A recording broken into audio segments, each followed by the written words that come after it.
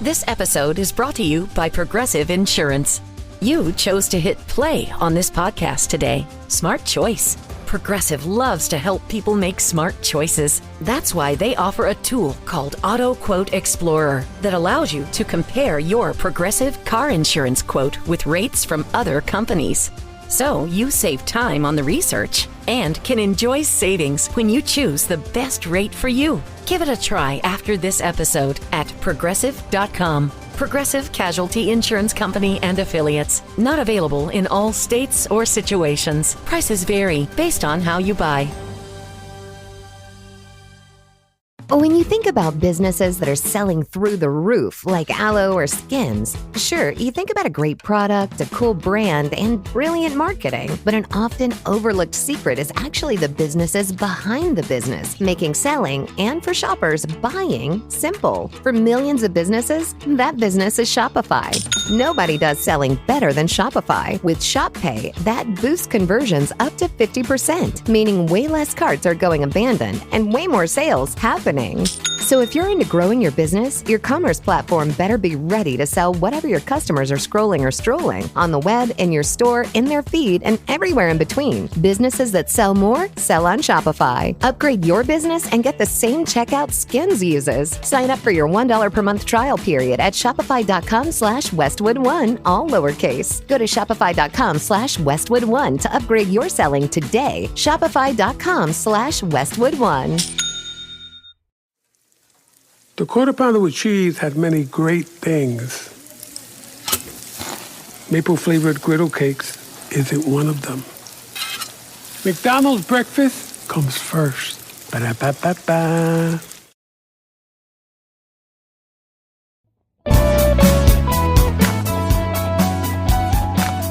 Hey there, listeners. Welcome to Shit That Goes Under Our Heads, the podcast where we normalize conversations around mental health. That's right. I'm Dirty Skittles, and alongside my amazing co-host, Rex, we are here to share stories and tips from our incredible guests.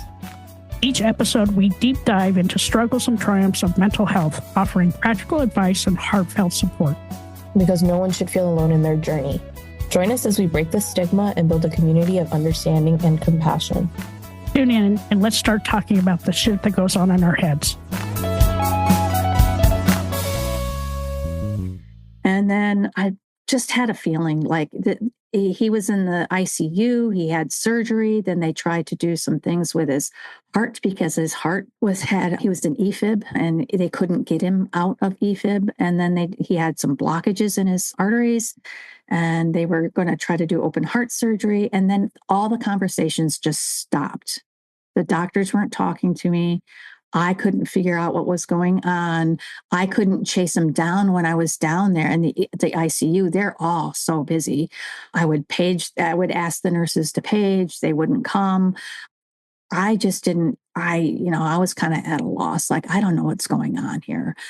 So that one time I went to visit him like the next day and he was in a step down ICU. And I have to say that was like, you walk into this ICU unit, what they call as a step down. And I am not a medical professional and I am not a hospital staff.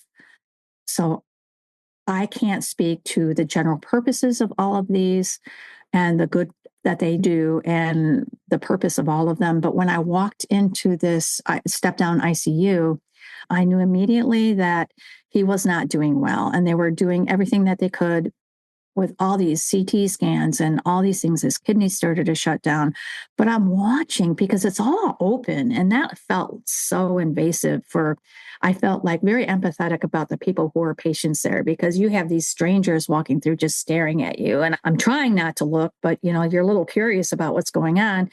And there were people who were completely orange. There were really sick people there. And when I went in to see my husband, he had like very little room to even sit. There was no way, it was not comfortable for a person coming to visit our comfort to be there. And that felt very unsettling. So you'd spend a few minutes and you'd have a conversation, and he just had started refusing to eat. He just didn't want to eat any longer. So I knew at that point that was very tough, that he was giving up and that he was not doing well. And I know him. I knew him. He did not ever want to be in a hospital. He did not ever want to really go to the doctor, but that must have been very traumatic for him. And my heart went out for him because I felt so bad. I had no control over it. Right. So when I got a call on that Sunday, it was at 9 o'clock at night. And the phone rang and it was from the hospital. And I was like, oh, this can't be good because they don't call me with any good news at all or what's going on. And I called, they never called back. I answered the phone and all I heard were like alarms going off and people talking muffled. And I'm like, hello. And I'm like yelling it if I like felt like a doctor butt dialed me or something, like hello. And I'm like, okay, I'm going to hang up. And I called the hospital and nobody would answer the phone in that unit. So they called back and it was the same thing. It was just alarms and muffled people. And I knew something was happening. I felt like he was having a heart attack. And finally, a doctor called me around 9:30 and said, yes, he in fact was in cardiac arrest and they were working on him. And what do you want us to do? And I'm thinking to myself, hey, you're the doctor. I don't know what to say. Don't hurt him. Don't hurt him. I don't want him to be hurt. And I know that chest compressions are not a good thing for people. I mean, there's a lot of damage that can happen during CPR. So, and I said, do you need me to be there? And I felt like there was like, of course we need you to be here. This is your husband. Why are you not here? Well, I'm at least 2 hours away, considering there's just the coordination of getting down there. It was quite a drive. Of course, he had passed when I had gotten there. And I just think the medical industry, I know they're busy. I know that they're heroes in a lot of different ways, but there is also a lot of questions that we can ask of medical professionals. Like when I walked onto the floor, there were no people and there were no like nurses. There was nobody there. So I went right to his room and I said my goodbyes. And I just remember looking over to I want to call it a stall, but the next bed over. And there was this woman laying there just with her wide eyes. And I felt so awful for her because I know she had to experience all of that happening. And man, I wouldn't want to be there where that was all going on. So I felt like this connection that I felt like I wanted to say, honey, are you okay? I call myself sorry. But I'm in shock at this point, really, honestly. I am just like into this place of like, my brain can't comprehend. I know what happened, but my brain does not want to even fathom what is going on here. And then this nurse came over and said, oh, do you want us to donate his organs? And me being in shock, I'm just like, yeah, sure, because he was a donor on his license. But after like 5-10 minutes, another nurse walked over and said, she shook her head like, no, this is not happening. In fact, he'd been dead for 2 hours and he was not put on life support or anything to keep those organs or anything that was usable alive. So I'm like, oh my God, I can't believe they're even asking this. Right. So, I mean, there was such a horrible experience for me, honestly, of having a hospital call you and there's nobody there and all you're doing is listening to alarms and there's nobody explaining what's happening.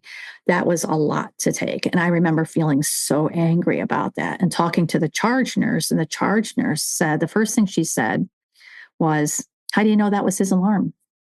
Well, I'm pretty sure since he was having a heart attack that he was hooked up to these machines and the alarms were going off and everybody else is there still and doing okay. So sorry, that was an assumption. I mean, wow. Did they acknowledge that they called?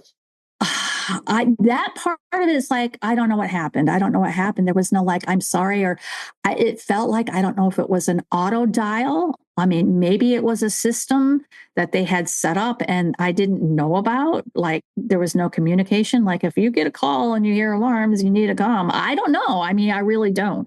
That felt so disingenuous. And actually it was really quite the clusterfuck.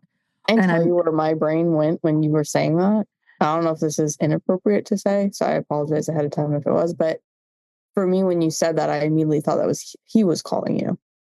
Oh, interesting. That's where I Well, was. it's interesting that you say that, right? Because, and I wasn't going to go here. I wasn't going to have these conversations with this piece in our life that happened.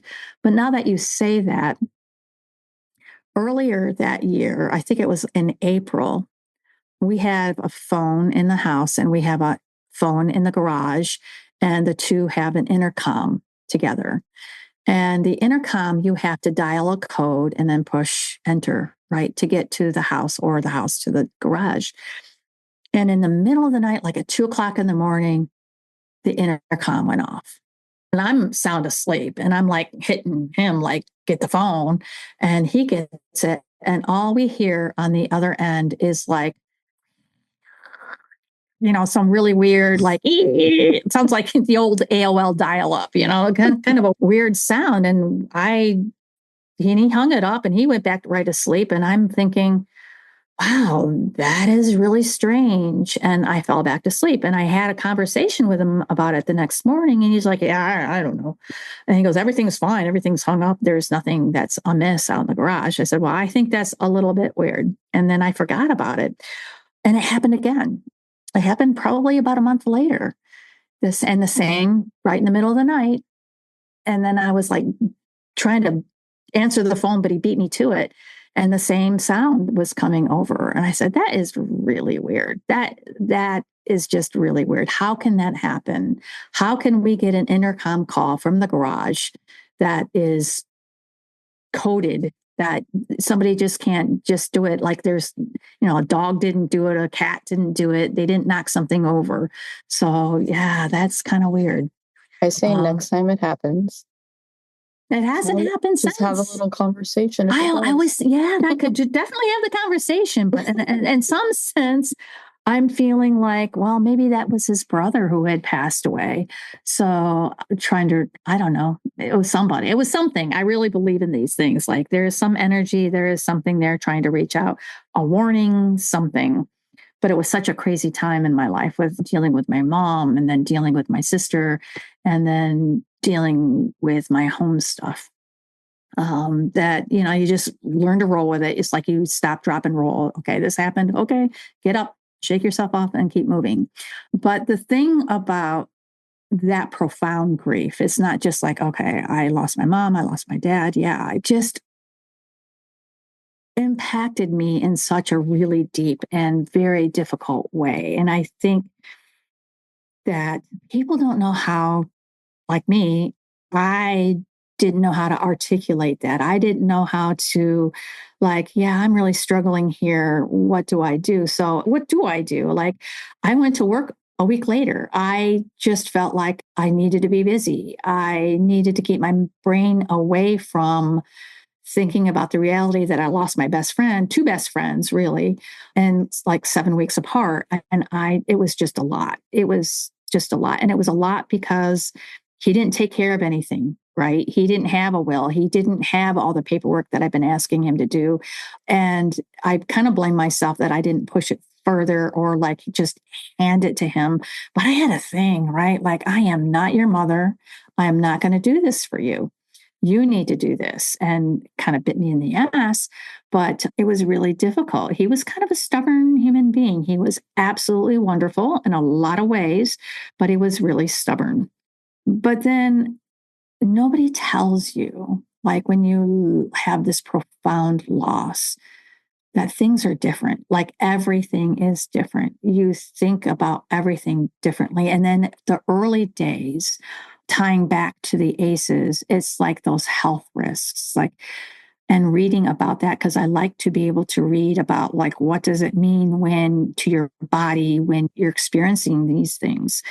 And I ran across some information that I thought was fascinating with this research that implies that when you have deep grief, it's almost or similar to a traumatic brain injury, because your neurons, who are so used to those pathways and the memories and those day-to-day activities with things that you're familiar with, actually like are cut off. That they're those, you're not building that anymore. You're not having that anymore. That's gone.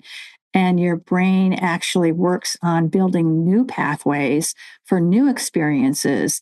And that is exhausting to your body. That is like, it works so hard that I remember all I wanted to do for, I don't know, months is just like go to work, come home, go to bed. Go to work, come home, go to bed. And I think that if it wasn't for my grandson and some friends, I don't know where I would be right now, honestly, because he's the one that made sure that I was eating something. And honest to God, I didn't want to cook. I didn't want to do anything. All I wanted to do is do the very basic of what I needed to exist. And the dynamics of friends is interesting. And it's almost like another loss on top of a loss, because your family that you've known for decades with his side of the family, feels like now they're not there anymore. And that was like the shocking part for me. Like, oh my gosh. I mean, I know they would talk to me if I reached out, or if they reached out, I would do to them. But it felt like there was a drastic reduction of connection.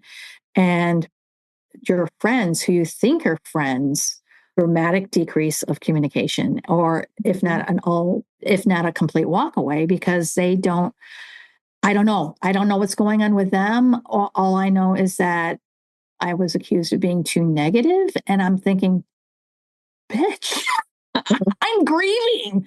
I am sorry if I'm negative. I really don't mean to be negative, and I know that I'm down. I'm just trying to figure all this out.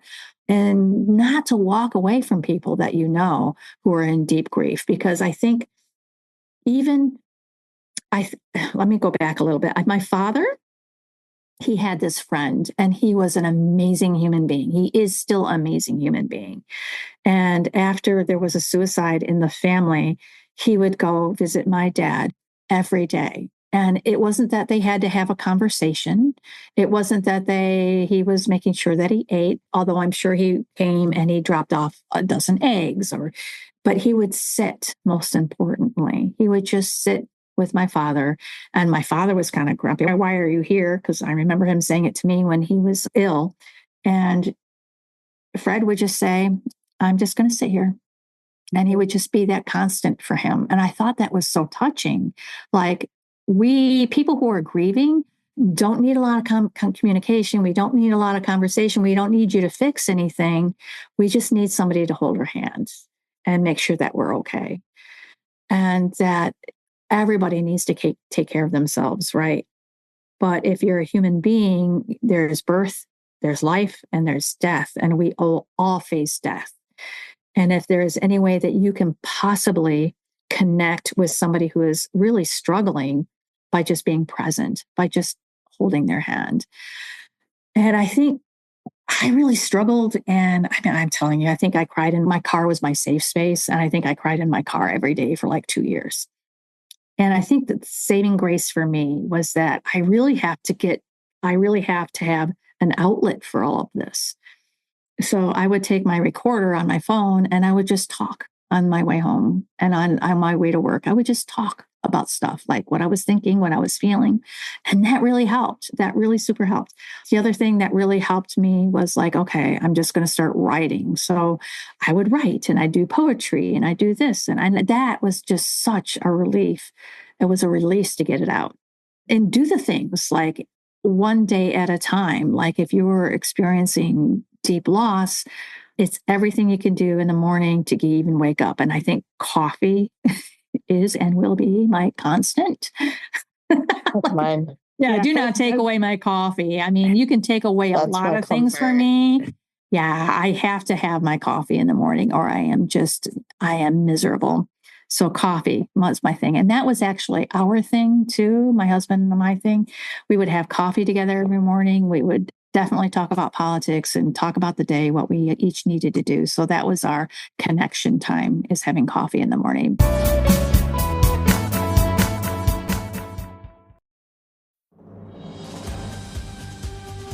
This episode brought to you by Progressive Insurance. Do you ever find yourself playing the budgeting game? Shifting a little money here, a little there, and hoping it all works out? Well, with the Name Your Price tool from Progressive, you can get a better budgeter and potentially lower your insurance bill too. You tell Progressive what you want to pay for car insurance, and they'll help find you options within your budget. Try it today at Progressive.com. Progressive Casualty Insurance Company and Affiliates. Price and coverage match limited by state law. Not available in all states. When you think about businesses that are selling through the roof, like Aloe or Skims, sure, you think about a great product, a cool brand, and brilliant marketing. But an often overlooked secret is actually the businesses behind the business, making selling and, for shoppers, buying simple. For millions of businesses, that business is Shopify. Nobody does selling better than Shopify. With Shop Pay, that boosts conversions up to 50%, meaning way less carts are going abandoned and way more sales happening.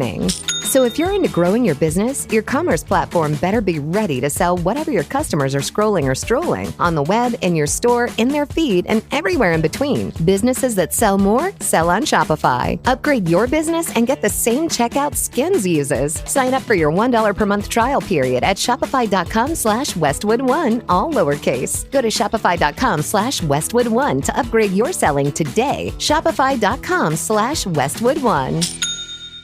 This podcast is sponsored by Talkspace. You know when you're really stressed or not feeling so great about your life or about yourself? Talking to someone who understands can really help. But who is that person? How do you find them? Where do you even start? Talkspace. Talkspace makes it easy to get the support you need. With Talkspace, you can go online, answer a few questions about your preferences, and be matched with a therapist. And because you'll meet your therapist online, you don't have to take time off work or arrange childcare. You'll meet on your schedule, wherever you feel most at ease. If you're depressed, stressed, struggling with a relationship, or if you want some counseling for you and your partner, or just need a little extra one-on-one support, Talkspace is here for you. Plus, Talkspace works with most major insurers, and most insured members have a $0 copay. No insurance? No problem. Now get $80 off of your first month with promo code SPACE80 when you go to Talkspace.com. Match with a licensed therapist today at Talkspace.com. Save $80 with code SPACE80 at Talkspace.com.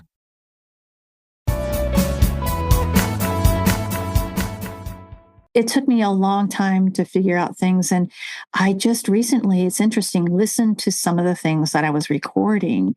And it was really hard for me to listen to because I talk and talk, and then I'm like trying to get out this point about how I feel about a particular thing or person. And I would just branch off to something else to talk about. And I'm like, I am telling myself right now, I need to stay focused. I need to commit and I need to follow through to talk about this thing, because that's what I do, I guess. I just get off on these divergence. And that's okay. To be the anxiety about that too is just, there's a little bit of ADHD in there. But it happens to all of us as we get older. I'm just Yeah. And the squirrels. Yeah. We were talking about the squirrels in your head, 1,000 million things going on at the same time. And you're just trying to tame the squirrels. So, but I think finding that thing for yourself to do, to get yourself through that every day. And it's just executive dysfunction, right? You're just like, yell at yourself to do the thing that you need to do to get done that day. And if you do that, even if you get up and you go to the bathroom and you take a shower, you're doing good today, right? Yeah. So allow yourself that to happen. Patience and grace. Patience and grace. So my mom passed away in 97, right? I was young. I was in my late 30s, early 40s. It took me five years before I could really acknowledge that my mom was gone. Mm-hmm. I mean, thank God for my wife, but you're right. Grief sucks. Oh, it's awful. And like, if you don't manage it correctly, it will come back to bite you in the ass at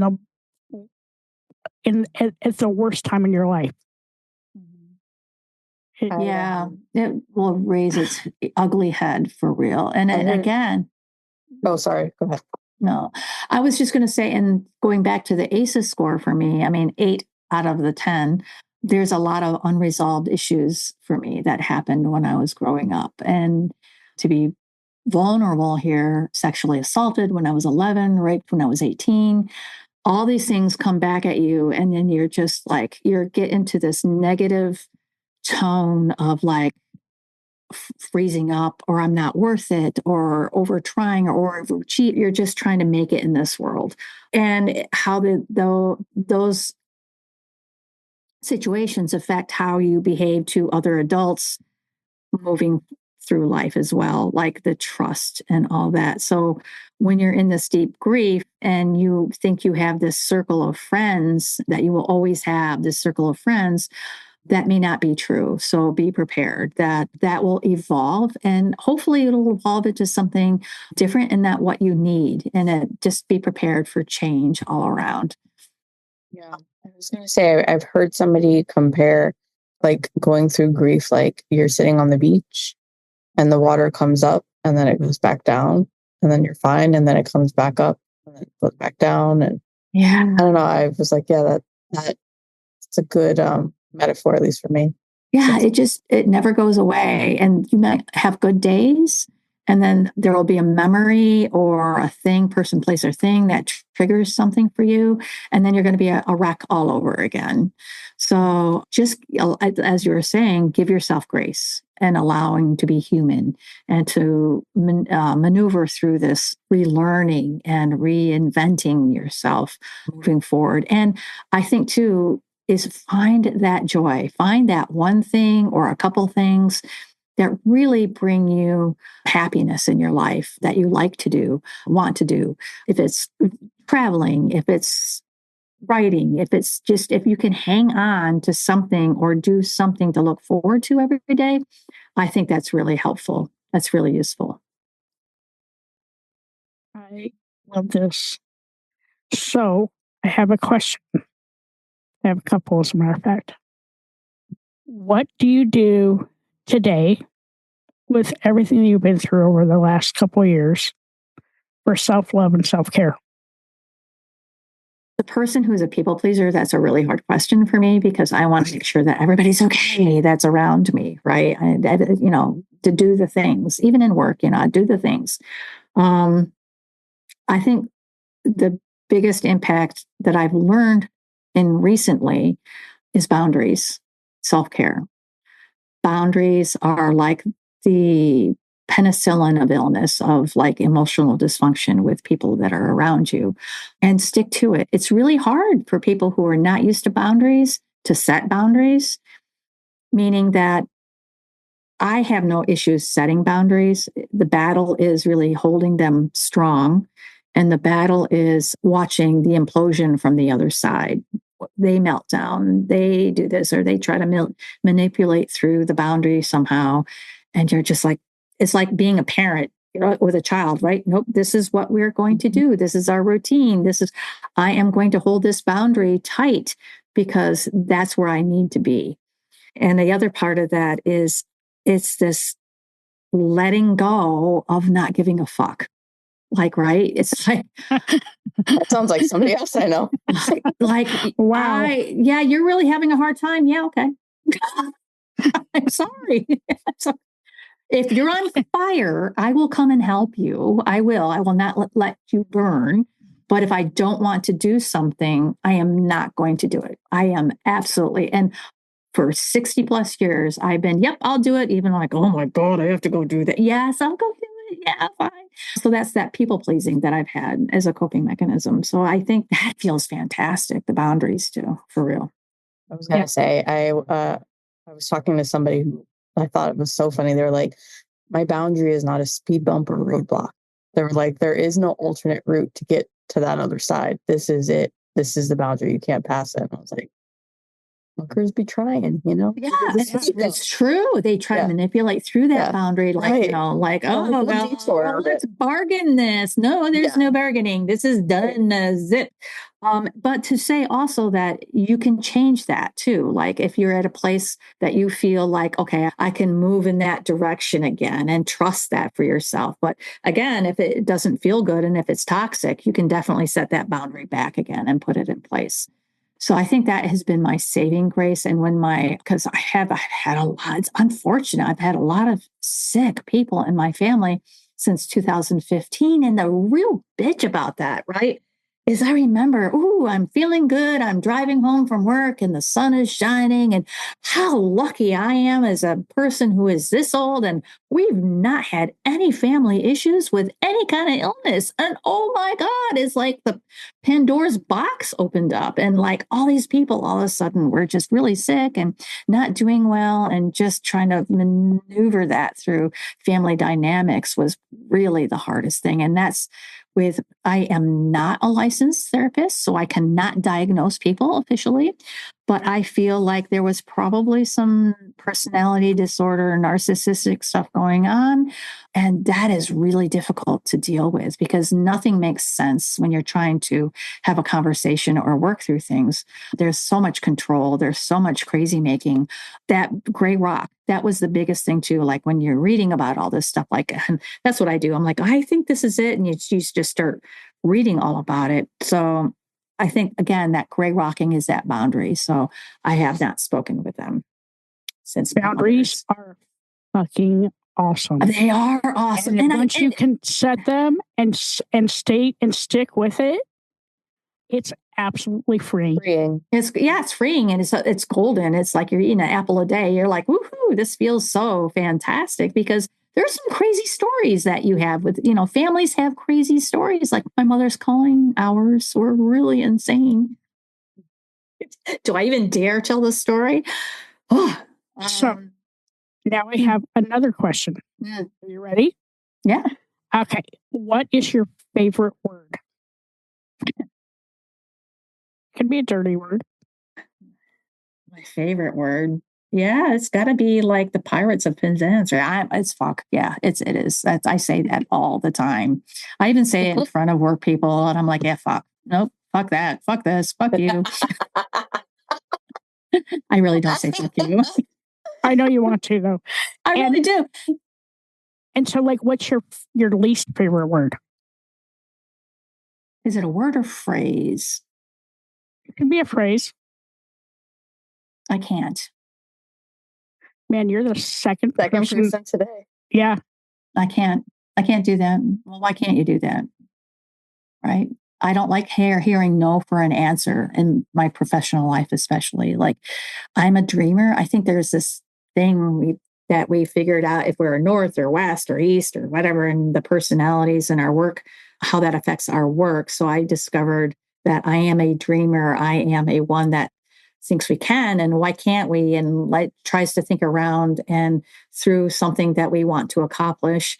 And there's people who are grounded, they're pragmatic and they're practical and they're mathematicians and boring. Realists. So I found that I love to dream. I love to have a situation or a puzzle or a problem and think above and beyond on how to reach the goals of whatever that issue is that we need to resolve. So I love that about myself. So being hopeful all the time. I love that. And especially, and it's not so self-centered for me. And so it's really hard for me to talk about me in general, because my training all my life is about we and how are we, it's not self-centered. So when I'm talking about me, I feel a little bit self-centered, but I think these stories are really super important to understand and have the materials and the support and the resources if you're really struggling, especially, and death is so traumatic. I mean, my granddaughter and my grandson's father passed away at that same time. My sister and my husband did too. So there was a triple trifecta there, with all within, like, I think my granddaughter's father died like 2 weeks before my husband did. So we were all in crisis at that point, and we were all losing our minds, to be honest. And I just remember, like, I didn't want to eat. It was painful for me to think about to even eat. And what did I do? I don't even know what I did really, other than go to work. And people were like, why are you here? I'm like, well, I don't want to be home. That's it. I need to maintain. I need to have my routine. I need to have what's familiar. I need to do what I need to do. And I think that it's really hard. And my coworker's husband recently passed away, and they were together since they were in high school. And my heart just broke for her, because I know how hard it is. I know how the struggles that she's going to face. and others like her, like when you lose a partner or a husband, wife, so suddenly, how very difficult that can be. And at first, I felt really kind of lost and then a little bit lonely. And then I had to send my grandson to the school. And that felt like, oh my gosh, now it's me and the dogs. What do we do? I love them. And I was like, yeah, I don't even know. I'm not sure what I'm going to do with this, all this. I just don't know what I can do. But now I'm like, I love being alone. I love my dogs. I love going home and spending time with those little jerks. I think that I really truly believe that you have something in your life for a reason. That there's something about your learning, there's something about your journey, there's a lesson there somehow. Because I have a dog who's really stubborn, and sometimes I get really mad at him because he's so stubborn. But I think he's there to help me. Honestly, I feel like he is a lesson for me, and we're going to have this relationship, and we're going to do this and we're going to be okay. So I think that's a really good thing, because I like dogs and I like cats, but I like being alone because as much as I love being at work and I love working with the people that I work with, I mean, I really do love my job. I'm an introvert. So I've had it by the end of the day. And all I want to do is go home and just cocoon up and like make a quick something to eat and just go to bed. And you're the second Leo that I know that is an introvert. Like, what the hell is wrong with you people? We are Leo are supposed to be. We know when to shine, okay? But whatever. Yeah. We want to hide in our cocoon. I totally get it. Totally get it. I just want hide in your cocoon. I want my book. I want darkness. Yeah. I have a driving app that talks to me, which I absolutely love. And it's set to Leo. So it talks in the Leo talking voice, like, it's your time to shine, Leo. Really? Let's go. Nobody's ever driven that well before. That's hilarious. It cracks me up. And I was with somebody in the car when that was on, and the person was going to overdrive their turn. So really suddenly put on the brakes and took a left-hand turn. And it said, whoa, way to go, Leo driving school. I mean, it was just, I need that. I knew that, right? And I never thought I would need this artificial intelligence in my life. But that's kind of the funny part for me too, is like I get home and I get the TV, whatever I'm going to watch on, and I'll talk to the TV like, okay, Alexa, what time is it? It'll tell me the time. Oh, what's the weather going to be tomorrow, Alexa? And she'll tell me what the weather's about. And I'll say, thank you. And she goes, you're more than well. I'm like, okay. This is not a real person. I'm having a conversation with artificial intelligence. I don't know how to feel about that. I'm an organic gal. I like the beach and the woods and stuff like that. But there's this thing now in my house that talks to me if I talk to it, which is really quite bizarre. All right. I have 2 questions for you. First question, if you can go back in time to give yourself some advice, what would you tell yourself? And how old are you when you go back?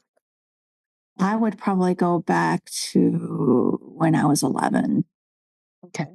And I would tell my 11-year-old self that if the adults in your life are not listening to you, you need to make them listen. Go find somebody who will listen. Because I think going back then, I'm thinking about the time that I was sexually assaulted and abused, that I told adults, I told the family, I told this person, and they, now talking to the perpetrator, you can't do that. Like, what? Assault is assault. And adults not listening to children irk me. I mean, it's just that red flag, and that will make my rage happen, because I think all children need to be listened to and believed, and that the society today. And unfortunately, again, I go down those rabbit holes and I start looking at information online about who in our area is, in Tompkins, edit that, in our area that who has been arrested for sexual assault, rape, and crimes against children. And I think one of the things I am absolutely astounded by is the lack of punishment that these men face, and sometimes women, but not often.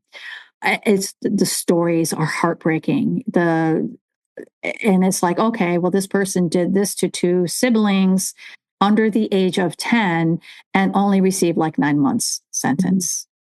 Our laws are archaic and dangerous to children.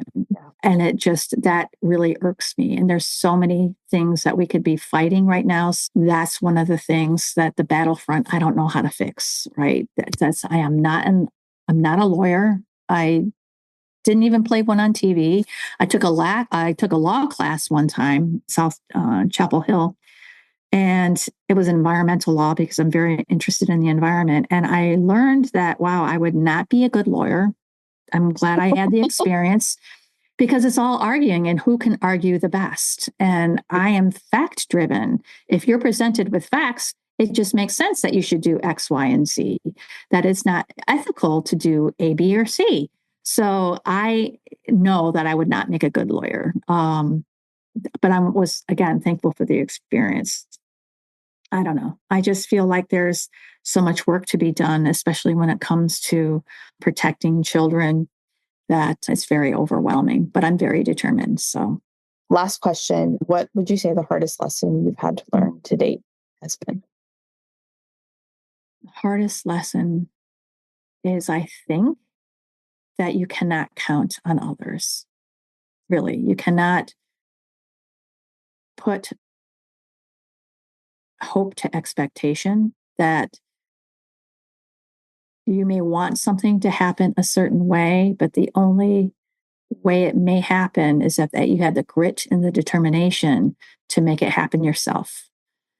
So it's your choices. It's not anybody else's choice. You can't always count on people who will do the right thing for you. So, and you know what's best for yourself, and listen to yourself. Thank you. I love this. Thank you for doing this. Yeah, Thank you for being a guest and being vulnerable. Yeah, being vulnerable is never my best suit, because I was I'm kind of this Scots German stoic, don't share your story. Nobody wants to know your story. And then just like, you know what? It's time to share the stories, because I think that the more we tell our stories, the more we can learn from each other. For sure. Well, thank you. Hi, all. Thank you so much for listening to this episode. I'm G-Rex. And I'm Dirty Skittles. Don't forget to subscribe, rate, and review this podcast. We'd love to listen to your feedback. We can't do this without you guys. It's okay to be not okay. Just make sure you're talking to someone.